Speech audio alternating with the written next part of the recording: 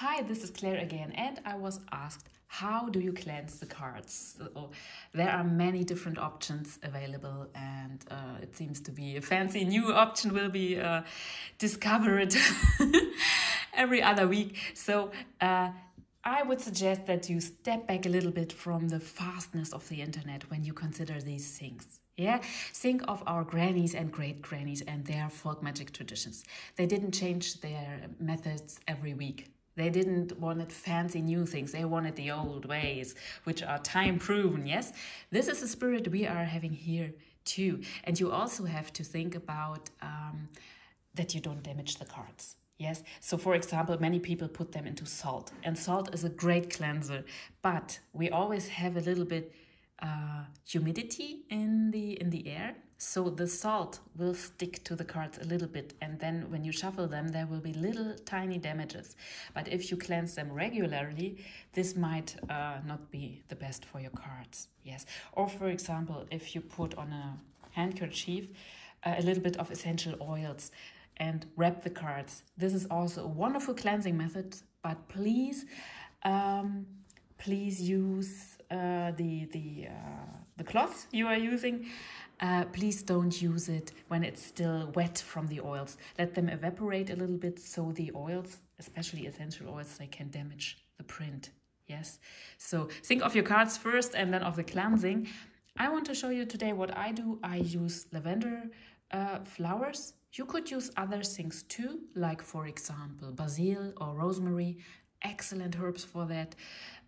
You could also use a tea, brew a tea from it, and with a very, very damp cloth, very, very damp, you don't want to damage the cards, you could put it here and just wipe it with it.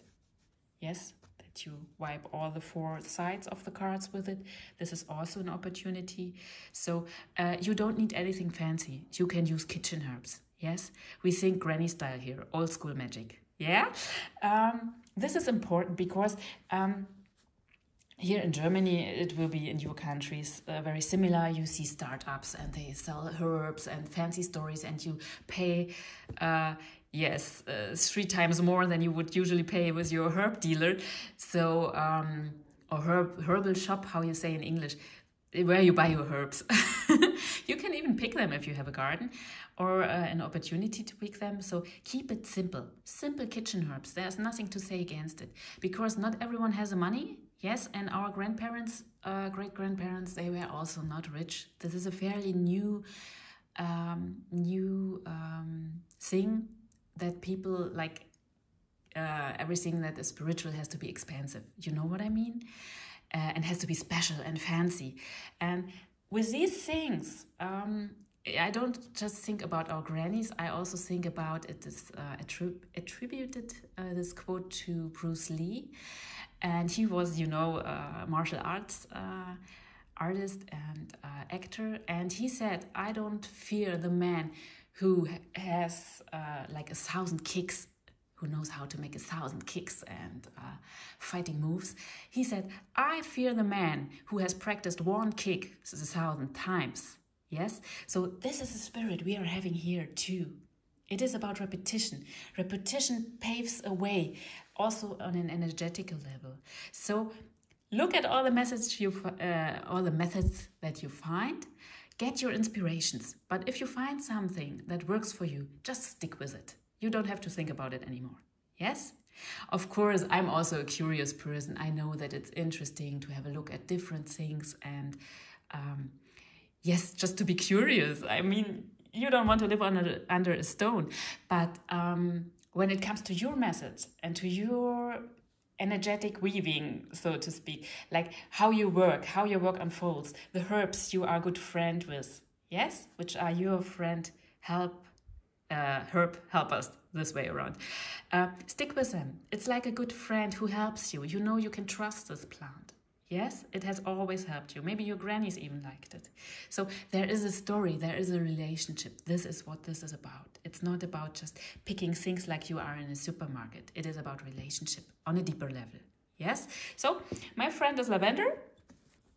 And you can also, of course, you can use not just a paper handkerchief. You can use like fabric. Yes, something a little bit more beautiful. This is just for the video. I fetched something fast, but you can do it better, of course. You can even embroider it, or if you fancy, or buy something from a beautiful cloth. It does not have to be silk. Yes, many people ask, does it have to be silk? Because the occultists in their books from 19th till 20th century, they often recommended silk. This is beautiful, but yes, it's not really necessary. Yes, it was always recommended to shield your cards from bad influences. But today we see silk is made from little silkworms, and many people don't feel very comfortable with them being boiled to get the thread. So you don't have to do it. Yes, use common sense, use what you like, what feels right for you. It's really about relationship, as I have said it. And many people, so let's come back to this. You can wrap the cards. Obviously, it's better to use a slightly bigger cloth. This is just for demonstration. Then you can put something around, or you put it like this, and you can leave it overnight like this. Yes, that's all. So there is one question left, or maybe more. Just put them in the comments. One question is left. How often do you do it? So when you read the cards just for yourself, as a private pleasure, or for, yes, explorations, you can do it like once a month or once a year or something like that, if you didn't have heavy topics. It really depends on the yes, I call it pollution that is put on the cards. So if they are not very polluted, you don't need to do anything. I would suggest, if you have bought them and they come home to you and they are new and fresh, I would cleanse them first, because you don't know where they have been laying, the transportation way, and so on. So you have them fresh when you use them for the first time. But otherwise, you don't need to do it that often. If you read for friends, or if you are a semi-professional or a professional like me, then things look a little bit different. You need a lot more cleansing. So for example, I would cleanse the cards, a small cleansing after every client. Yes, you don't want to have like residue, energetic residue on your cards when the next client comes. Yes, and if I had an especially heavy topic, I would take this deck out and would put it into the cleansing and would use another deck, which is freshly cleansed. Yes, so no one gets the residues of the other person. I know many people don't work like that, and please do what makes sense for you.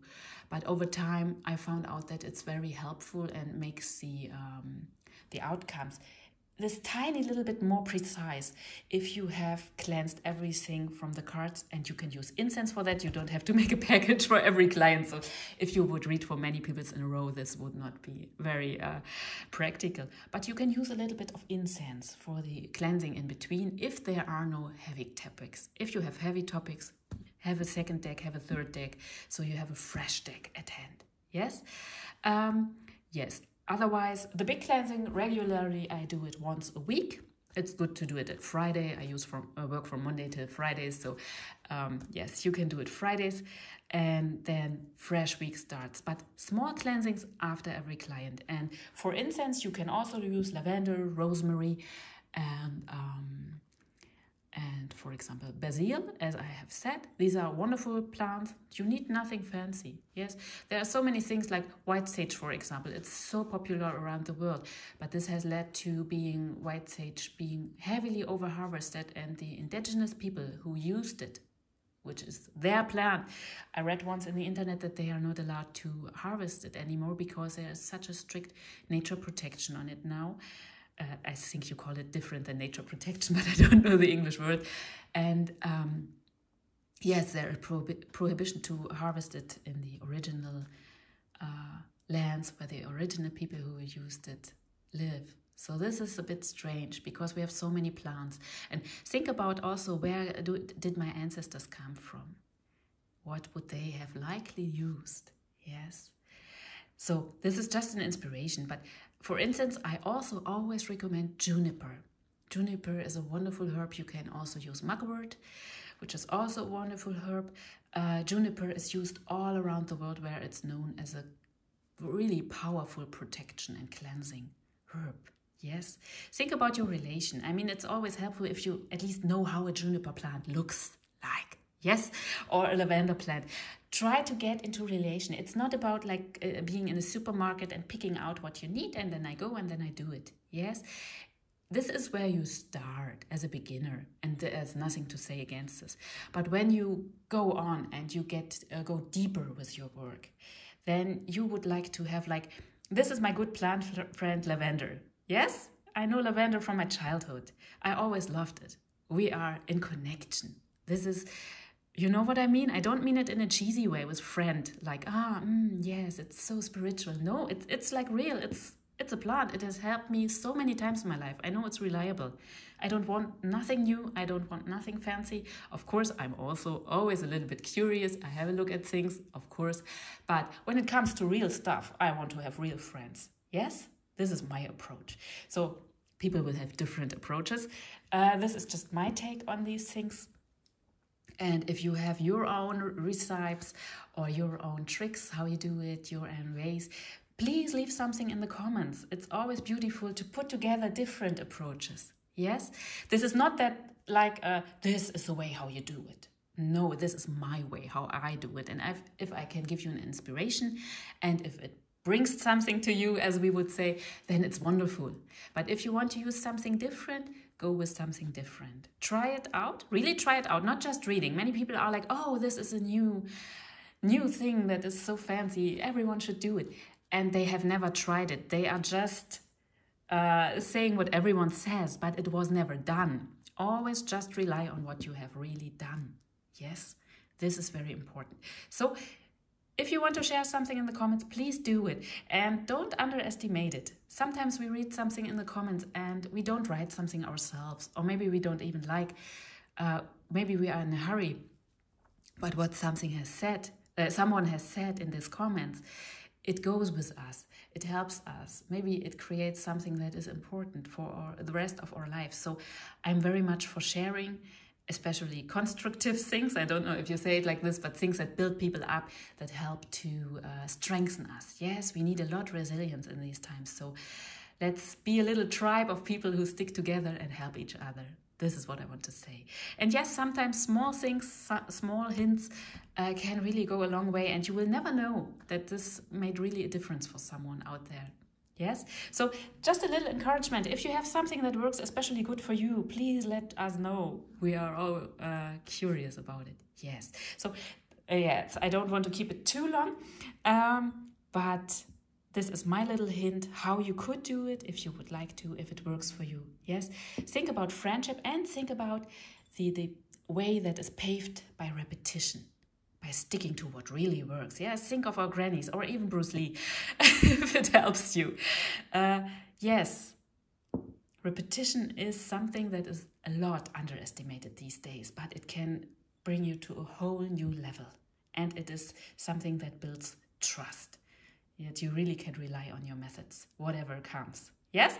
So these are my 2 cents on this topic. And if you have something to share, please feel free to do it.